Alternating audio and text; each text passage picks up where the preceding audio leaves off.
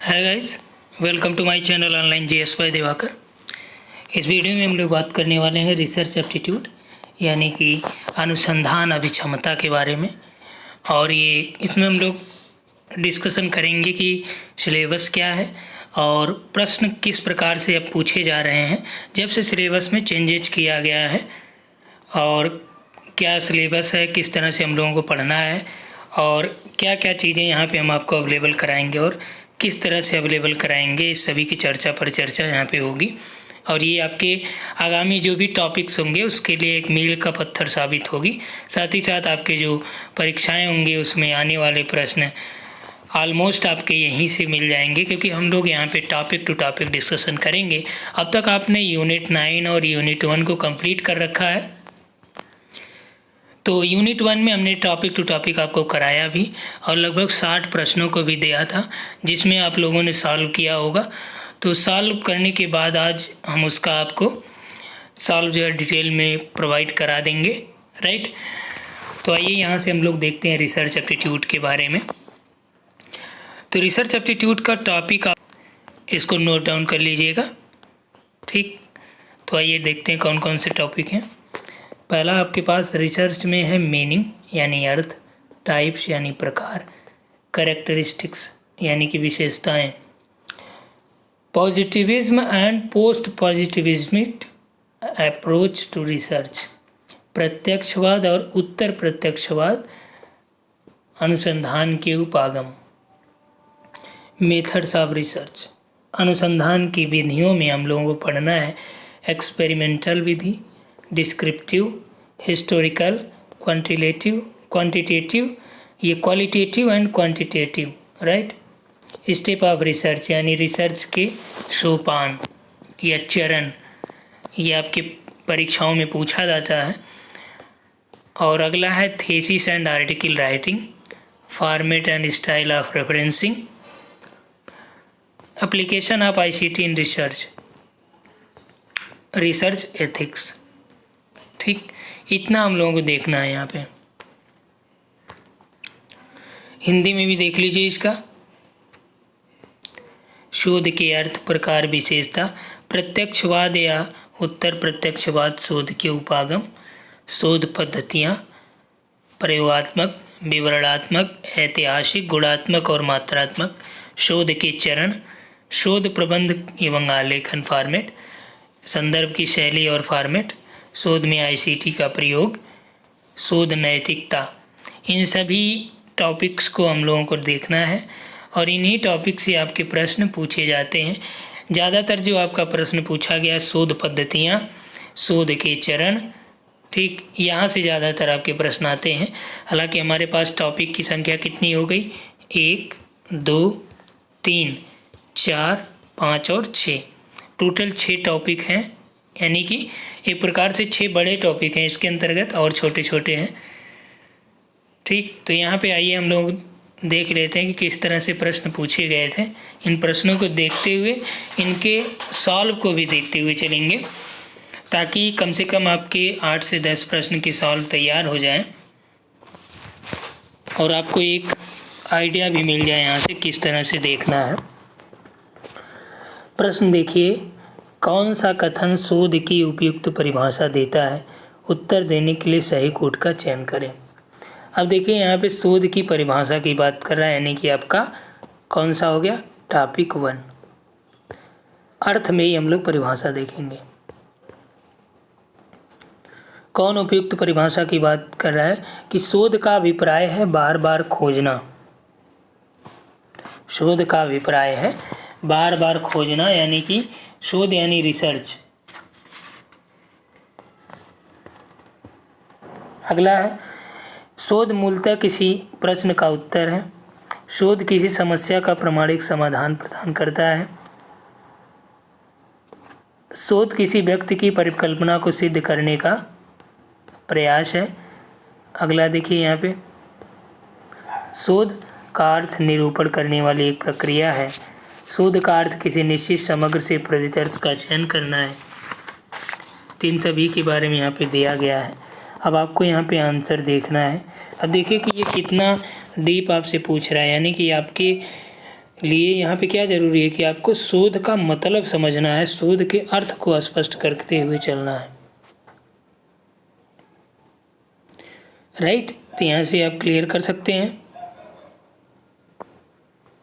तो यहाँ पे देखिए कि शोध का जो अभिप्राय है, अर्थ है, बार बार खोजना नहीं, बल्कि री मतलब होता है बार बार, सर्च मतलब खोजना, सामान्य अर्थ होता है रिसर्च का, यानी कि बार बार खोजना इसका सामान्य अर्थ होता है।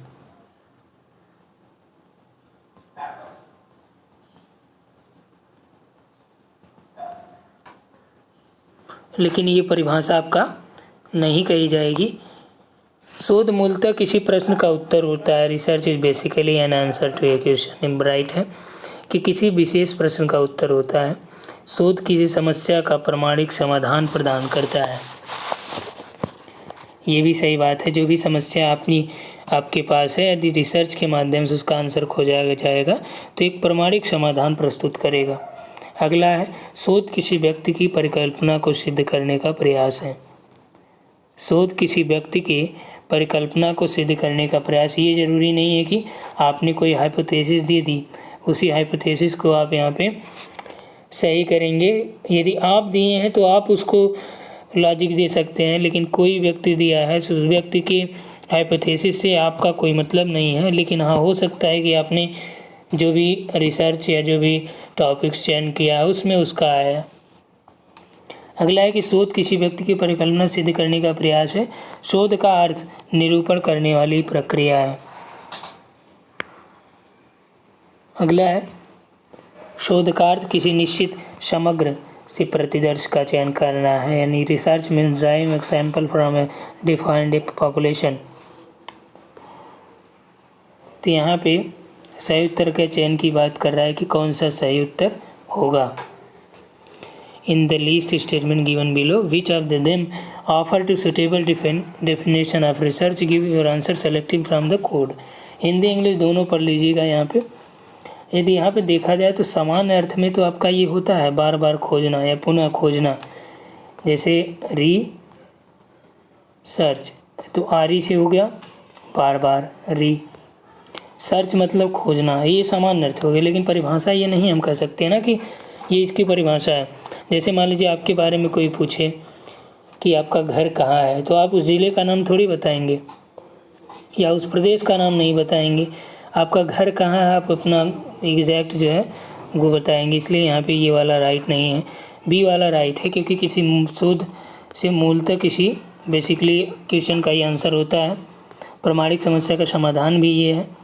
व्यक्ति की परिकल्पना से बात नहीं ली जाती, जबकि शोध का अर्थ होता है निरूपण करने वाली प्रक्रिया। ये भी राइट है, यानी BCE। तो यहाँ पे सही उत्तर आपका BCE है।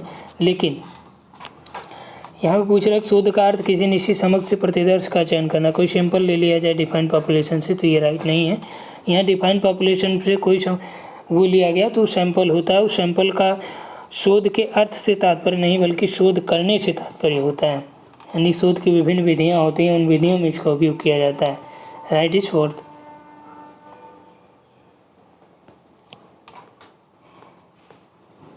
शोध नीति का बड़ा महत्व है। रिसर्च एथिक्स, देखिए आपके टॉपिक में भी दिया गया है रिसर्च एथिक्स, लास्ट वाला टॉपिक है। कह रहा है कि is a critical importance in which of the following area, select your answer from the code given below. कि यदि आपको रिसर्च एथिक्स करना है या शोध नैतिकता की बात की जाए तो वहाँ पे ये पूछ रहा है कि उसके बारे में कौन सा यहाँ पे सही होगा। कि आपको डाटा कलेक्टिंग करना है,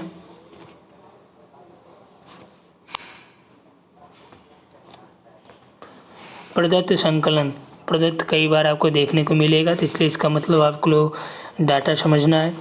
किसी संगोष्ठी या सेमिनार या पत्र की तैयारी करना, यानी preparing for seminar paper, seminar में पेपर ऊपर पब्लिश करने की तैयारी करना। तो ये आपका किस में आएगा? ये आपका रिसर्च एथिक्स में तो आएगा नहीं, क्योंकि सेमिनार में पेपर पब्लिश करने जा रहे हैं, तो रिसर्च एथिक्स में तो नहीं है ना, उसमें नैतिकता से कोई तात्पर्य नहीं है। हाँ, जब आप डाटा कलेक्शन करते हैं तो वहाँ पे आपकी नैतिकता ज़रूरी होती है कि आप वहाँ पे फर्जी डेटा को इंक्लूड ना करें। अगला है कि डेटा एनालिसिस, तो डेटा एनालिसिस ज़रूरी होता है रिसर्च एथिक्स में, कि कोई डेटा ऐसा ना लिया गया हो वहाँ पे जिससे समस्या उत्पन्न हो सके। अगला है किसी सम्मेलन में भाग लेना, पार्टिसिपेशन इन अ कॉन्फ्रेंस। तो कॉन्फ्रेंस का पार्टिसिपेशन यानी आपका जो रिसर्च एथिक्स है इससे इसका कोई लेना देना नहीं है। अगला है शोध प्रबंध या शोध लघु प्रबंध के लेखन में। तो जो आपका रिसर्च एथिक्स होता है, नैतिकता होती है, जब आप राइटिंग या थीसिस यानी थीसिस लिखते हैं या डिसर्टेशन लिखते हैं, डिसर्टेशन, तो वहाँ पे भी आपको ध्यान रखना पड़ता है कि जो शोध में नैतिकता होती है उसको बनाए रखना पड़ता है। ठीक। अगला किसी शोध समस्या के चयन में, तो शोध समस्या के चयन में आपको नैतिकता का ध्यान नहीं देना है। क्यों नहीं देना है? क्योंकि जब आप शोध समस्या का चयन करते हैं तो वहाँ पर नैतिकता से कोई तात्पर्य नहीं होता। जो समस्या शोध में आती है उसको आपको देखना ही देखना होता है। ठीक। जो आने वाली समस्या है शोध में वो ज़रूरी नहीं कि आपकी नैतिकता या अन्य चीज़ों से प्रभावित हो। ठीक। तो ये चीज़ें हैं जिसमें आपका राइट कौन कौन से हैं? डेटा कलेक्शन में, डेटा एनालिसिस में, थीसिस में, ए, सी और ई। तो यहाँ पे सही उत्तर देखिए ए, सी, ई यानी सेकंड सही है। ठीक। यानी कि जो आपका शोध नैतिकता क्या होता है कि आपके जो रिसर्च है वो ईमानदारी से की गई है, यही माना जाता है। और इसमें बहुत डीप अध्ययन किया जाता है, विवेक और समझदारी से भी काम लिया जाता है। क्योंकि ये जो आपका रिसर्च होता है बहुत लंबी प्रक्रिया होती है और इसलिए इसमें धैर्य की आवश्यकता होती है, ना कि बहुत जल्दी आपको सबमिशन करने की।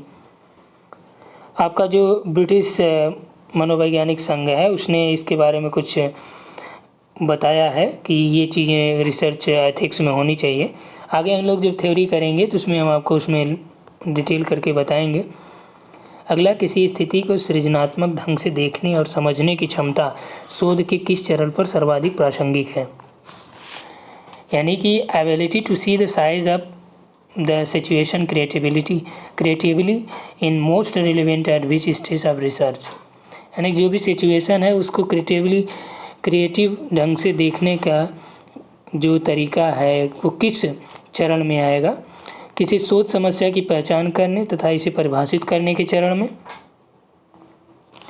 यह शोध अभिकल्प के निर्धारण या इसके कार्यान्वयन यानी कि in determine the research design and its execution, इसमें नहीं होगा। आइडेंटिफाई यानी समस्या की पहचान करने में या परिभाषित करने के चरण में। तीसरा है कि शोध परिकल्पना और उसके परीक्षण की पद्धतियों के प्रतिपादन में। इन formulation research hypothesis and procedures for testing them. अगला, प्रतिदर्श के चयन में निर्णय लेने तथा तत्संबंधी प्रक्रिया की प्रातिनिधिक विशेषताओं को सुनिश्चित करने में। तो जो आपका यहाँ पे आप देख रहे हैं कि कौन सी एबिलिटी है सिचुएशन की जो क्रिएटिवली ढंग से यहाँ पे देखना है, तो दो तो नहीं होगा। तीसरे में आते हैं शोध की हाइपोथेसिस। यही इंपॉर्टेंस होती है कि आपका जो कोई टॉपिक दिया गया उस पर आपकी परिकल्पना क्या है और उस पर जो आपने टेस्टिंग मेथड्स यूज किया वो कौन से हैं। तो ये आपके यहाँ पे राइट हैं। ठीक। हम लोग इसको देखेंगे टॉपिक में। अगला है कि निम्न में से किस शोध पद्धति में स्वतंत्र चर का चयन किया जाना चाहिए, न कि नियंत्रित चर का। तो हमने आपको बताया था कि स्वतंत्र चर कौन होता है और नियंत्रित चर कौन सा। स्वतंत्र आपका जैसे मान लीजिए हो गए टीचर, डिपेंड होते हैं, और ये इनडिपेंडेंट होते हैं। डिपेंड में आपका स्टूडेंट होता है नियंत्रित वाले में। मिडल में आपको बताया था जो चीज़ें स्टडी के लिए यूज की जाती हैं उनके बीच, वो सब आपका मिडल में आ जाएगा। अब यहाँ पर देखिए कि पूछ रहा है कि शोध पद्धति में स्वतंत्र चर का चयन किया जाना चाहिए, ना कि नियंत्रित चयन का। अब इसमें दिया कि कौन से मेथड है रिसर्च के जिसमें ऐसा किया जाता है। अब इसके लिए आपको रिसर्च के मेथड के बारे में जानना ज़रूरी होगा। तो हम लोग देखेंगे आगे कि कौन कौन से रिसर्च मेथड हैं जिसमें ऐसा होता है। तो वर्णनात्मक यानी डिस्क्रिप्टिव सर्वे मेथड में ऐसा नहीं है, एक्सपेरिमेंटल में भी नहीं है, एग्जैक्टिव में भी नहीं है, बल्कि एक्स पोस्ट फैक्टो मेथड जो है इसमें यूज किया जाता है। इसमें स्वतंत्र चयन का प्रयोग किया जाता है क्योंकि यह आपका एक प्रकार का अनएक्सपेरिमेंटल मेथड है, यानी यह प्रयोगात्मक प्रकार का शोध है। और इसमें आपका नैमित्तिक, तुलनात्मक और सहसंबंधात्मक शोध भी इसे कहा जाता है। ठीक। इसमें शोधकर्ता किसी प्रभाव के आधार पर उसके संभावित कारणों का पता लगाने की कोशिश करता है। ठीक। तो इसमें जो प्रभाव होता है वही आपका इसमें शामिल किया जाता है। अगला है शोध व प्रतिमान। शोध का हुआ प्रतिमान जो शोधार्थी अभ्यासकर्ता की व्यावसायिक विशेषज्ञता के विकास पर बल देता है, उसे क्या कहा जाता है? प्योर रिसर्च, मौलिक शोध, व्यवहारिक शोध या क्रियात्मक शोध या गुणात्मक शोध। यानी शोधार्थी और अभ्यासकर्ता की व्यावसायिक विशेषज्ञता पे, यानी उसके प्रोफेशनल एक्सपर्टाइज पे बल देता है, यानी फोर्स करता है, फोकस करता है। तो कौन सा ये प्रतिमान है?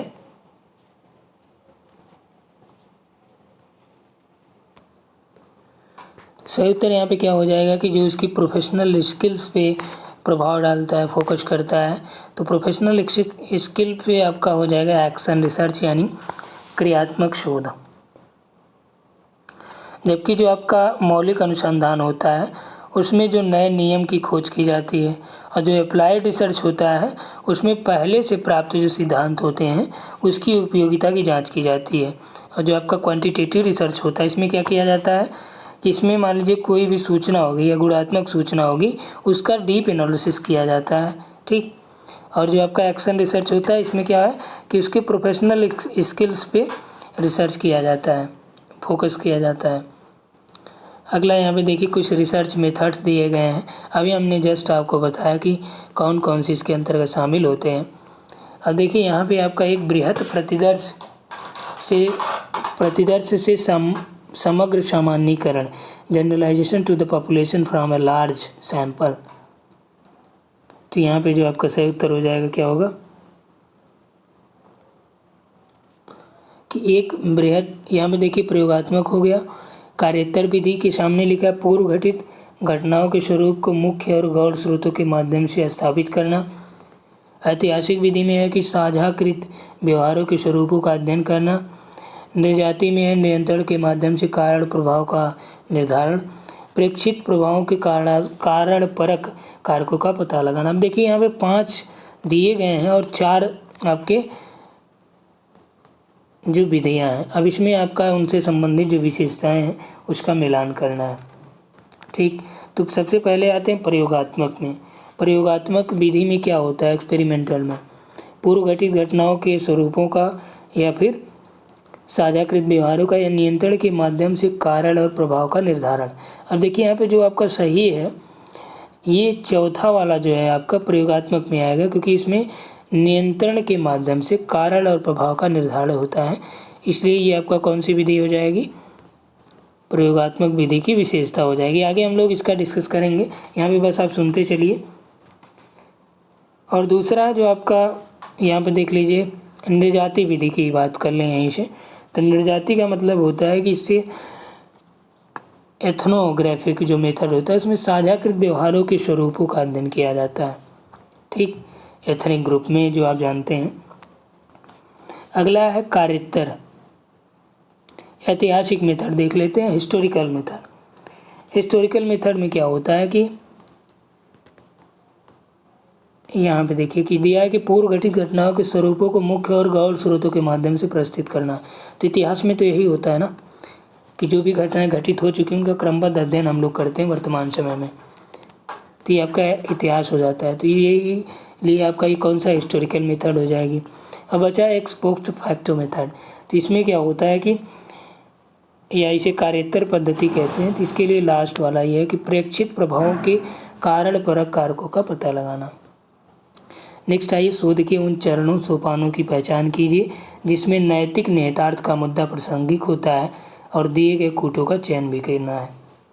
अब देखिए यही वाला प्रश्न अभी आगे आपने देखा था और यही वाला दोबारा आपको देखने को मिल रहा है कि किस सोपान में जो रिसर्च एथिक्स है वो आपका यहाँ पे रिलेवेंट है। अभी आपने देखा था, लेकिन यहाँ पे देखिए कि जो आपके प्रश्न वहाँ पे ऑप्शन बनाए गए थे वो अलग थे और यहाँ पे जो ऑप्शन बनाए गए ये अलग है। तो इसी के लिए हम आपको दिखा रहे हैं कि चीज़ें आपका रिपीट होती हैं, लेकिन बस आपके समझ के ऊपर यहाँ पे इन्होंने थोड़ा सा परिवर्तन कर रखा है। इन्होंने कहा कि शोध के प्रश्न की पहचान करना, उसे परिभाषित करना। क्या ये शामिल होगा? ये नहीं शामिल होगा रिसर्च एथिक्स में। अगला है हल प्रस्तावित करने के लिए चरों के मध्य संबंधों को कल्पित करना। यानी जो आपके सॉल्यूशन निकालना है। उसमें जो चर हैं उनके मध्य जो रिलेशनशिप्स हैं उसको आपको यहाँ पे इमेजिन करना है। तो ये भी आपका रिसर्च एथिक्स में नहीं आएगा। अगला, शोध उपकरणों के उपयोग के माध्यम से डेटा का कलेक्शन। अभी उसमें आपने देखा था डेटा कलेक्शन था कि नहीं था, तो यहाँ पे देख लीजिए आप डेटा कलेक्शन। अगला है समग्र तथा प्रतिदर चयन पद्धति को परिभाषित करना। आपने देखा था सैम्पलिंग उसमें भी नहीं था, इसमें भी नहीं होगा। अगला है डेटा एनालिसिस और प्रोसीजर एम्प्लॉयड है, प्रयुक्त पद्धति। ये देखिए आपका डेटा एनालिसिस उसमें भी था, इसमें भी है। अगला निष्कर्ष और परिणामों की प्रतिवेदन पद्धति, यानी कि जो भी निष्कर्ष निकले परिणाम आए हैं उनमें रिजल्ट्स फाइंडिंग करना है। Finding procedure of findings reporting procedure of findings या फिर रिजल्ट्स, यानी जो भी परिणाम आए हैं उसका भी गहन अध्ययन करना कि भाई इसमें क्या चीज़ें हैं, कमियां हैं, क्या नैतिकता को इसमें ध्यान दिया गया है कि नहीं दिया गया, इन सभी के बारे में यहाँ पे आपको देखने को मिलेगा। तो देखिए यहाँ पे ये दोबारा प्रश्न आपको मिला और ये अलग अलग सेट में पूछे गए प्रश्न थे, तो इसलिए जो भी सेट हैं जैसे मान 2018 का हो गया, 2019 का हो गया, तो सभी को जब आप सॉल्व कर लेंगे तो आसानी से आप जो भी प्रश्न आएंगे यहाँ पे कम से कम आपके प्रश्न तो रिपीटेड मिल जाएंगे, ऑप्शन में थोड़ा सा परिवर्तन होता है। अगला देखिए, कौन सा कथन शोध के अर्थ और विशेषताओं को सर्वाधिक उत्कृष्ट ढंग से प्रतिबिंबित करता है, दिए गए कोड में अपना उत्तर दीजिए। अब देखिए कि उसमें भी रिसर्च एथिक्स एक टॉपिक से था और इस प्रश्न में भी आपका रिसर्च एथिक्स के अलावा उसके मीनिंग और ऑब्जेक्टिव से है, तो उसमें भी आपका मीनिंग से ही था। तो यहाँ पे आपको इन चीज़ों को भली भांति देखते हुए चलना है कि कौन सा किस में है। तो शोध का अर्थ होता है यथास्थिति को चुनौती देना, तो आपका यहाँ पे अर्थ से स्पष्ट है ताकि जो भी स्थिति है उसको चुनौती देना, यानी कि चुनौती देने का तात्पर्य कि जो भी चीज़ें लिखी गई हैं ज़रूरी नहीं कि वो सही हो, उसका आपको चुनौती देना है, चैलेंज करना है कि नहीं हम आपको इसको दिखाएंगे प्रूव करके। अगला है शोध तथ्यों और सूचना के संग्रहण का एक प्रयास। तो क्या शोध के अर्थ में ये शामिल होगा? जी नहीं, शोध के चरण में आ जाता है। शोध निगमनात्मक और आगमनात्मक प्रक्रियाओं का एक संश्लेषण है, तो ये भी आपका सही है। ठीक, शोध के अंतर्गत या शोध की परिभाषा में शामिल होगा। विशेषताओं में शोध के अर्थ अपने दावों और आस्थाओं को प्रमाणित करना है। शोध का अर्थ होता है कि वो अपने दावों और जो दावा किया है उसने, जो अवस्थाएं हैं उसको प्रमाणित करना। अगला है शोध प्रतिवेदित अध्ययनों की एक सावधानीपूर्वक समीक्षा है। शोध ज्ञान की एक समीक्षात्मक एवं भावपूर्ण खोज है।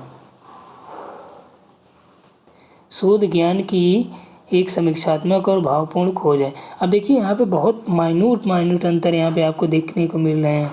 तो शोध ज्ञान की क्या है, एक क्रिटिकल एनालिसिस उसमें होती है, समीक्षात्मक या आलोचनात्मक भावपूर्ण खोज होती है। तो यानी कि यहाँ पे आपका ए भी राइट है, सी भी और एफ भी, तो डी वाला यहाँ पे राइट है।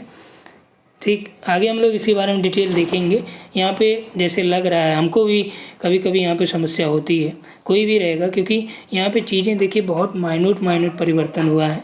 लगभग इसका मतलब हम लोग वही समझ पाएंगे, लेकिन इसी का डिफरेंस करना है। जैसे जैसे हम लोग एक एक स्टेप पढ़ते हुए चलेंगे इसमें अलग अलग हम लोगों को ये मिलता रहेगा। अगला देखिए, यहाँ पे ये लास्ट है, प्रस्तुतिकरण का स्वरूप और डिस्टिंक्टिव फीचर्स। शोध या लघु प्रबंध क्या होते हैं, इसको आपको यहाँ पे मिलान करना है। ठीक, तो जो आपका शोध या लघु प्रबंध होता है, जब आप थीसिस या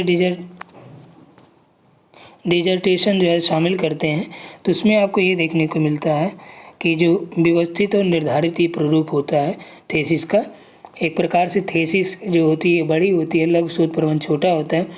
तो जो भी आपने एक सिनॉप्सिस जो आपका इंटरव्यू में पीएचडी के लिए सबमिट होता है, तो उसमें आप जो है लास्ट में जिक्र करते हैं कि आपने कौन कौन से लेसन को मेंशन करेंगे अपने थीसिस में। तो वही जो लेसन आपका मेंशन है उसी का ये व्यवस्थित स्वरूप होता है आपका थीसिस।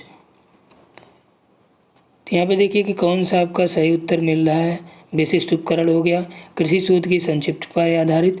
देखिए यहाँ पे 5वां जो है ये आपका शोध प्रबंध होगा।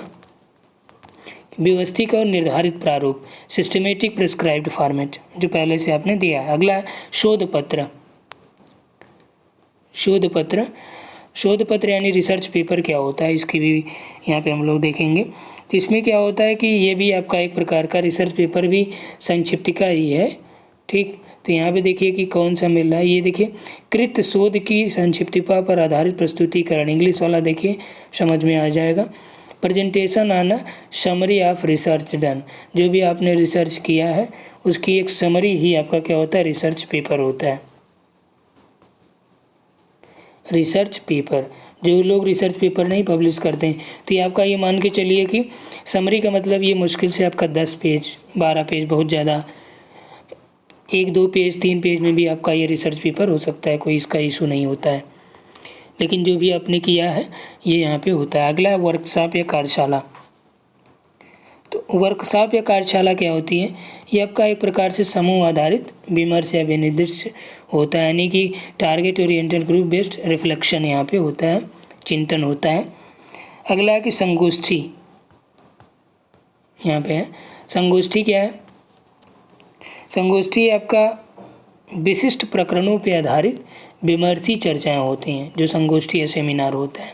ठीक, आगे हम लोग इसके बारे में देखेंगे कि संगोष्ठी क्या है, सेमिनार क्या है, अलग शोध प्रबंध क्या है, शोध पेपर क्या होता है, इन सभी का डिटेल हम लोग करेंगे। ठीक, तो आज इस वीडियो में इतना ही हम लोग देखेंगे। आगे हम आपको जो आपका टॉपिक है, यहाँ पे आइए, ये ठीक, इन सभी के बारे में हम लोग डिस्कस करेंगे। ठीक, तो नेक्स्ट जो आपका लेक्चर होगा डायरेक्ट टॉपिक पे होगा। Okay, thanks for watching.